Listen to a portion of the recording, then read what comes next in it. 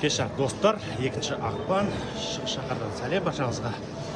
Демге бір 3-4 күн болды ма қаламыз химиялық түтін болды, көп тұман, адам бір-бірін танымайсың. Қалада жүгірмек тұрмақ жүре алмай қалдық қой. Түтін улап жатыр адамдарды. Сондықтан осындай бір жабық ғимарат залына келіп, жаттығу залына келіп жүгіріп алдық. Бір тер шығарып алдық. Жол ақшасында тамаша. Енді сол үйде жеңіл телефонды көтеріп, әлеуметтік желіге кіріп кеткенше осы спорт залға келіп, ауыр темір көтеріп жатайын деп келдім. Сол енді бұл жерде бізде ең маңызды жалпы жеңу, өзіңді өзің алдама келсең осында. Өтпейді, бір жарты сағатқа, бір сағатқа келем дейсің, бірақ мына шекілгеннен кейін аурасы бөлек қой.